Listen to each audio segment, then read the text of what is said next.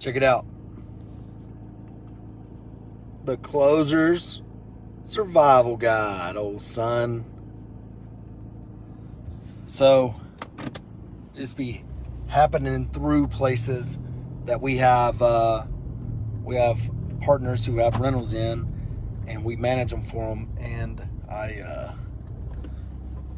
call Whitley and ask her, hey, is there a for rent sign in the yard? She's like, I don't know. Are you getting calls off of it? She's like, nah, bro.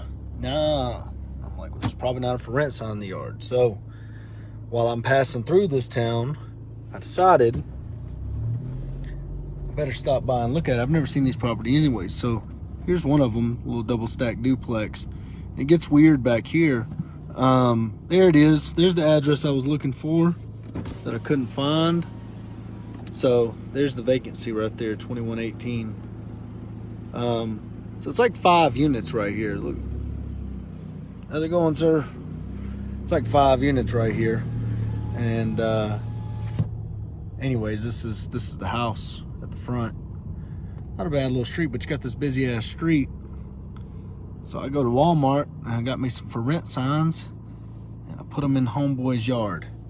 So pro tip, if you don't have a for rent sign in your rental's yard, you're not that serious about getting it leased, because they've already approved of the street, neighborhood, and the exterior of the house when they call that phone number. So they're going to be highly likely to convert over into a tenant, where whenever you're trying to do it off the internet from your mom's couch, you're sending a bunch of people by that, you know, as soon as they get in the neighborhood, they're gonna be like, oh man, I've seen a pit bull, I've seen this guy push mowing his grass. I don't associate with people who push mow, all that bullshit. And you're gonna have to overcome a lot more objections than the person that calls you off the for rent sign in the yard. So I'm headed to Amarillo, be there tonight, but I'm gonna make a stop off in Lubbock and watch a little college football. If anybody that watches this is in Lubbock and want to meet up, let me know where, and I make that happen.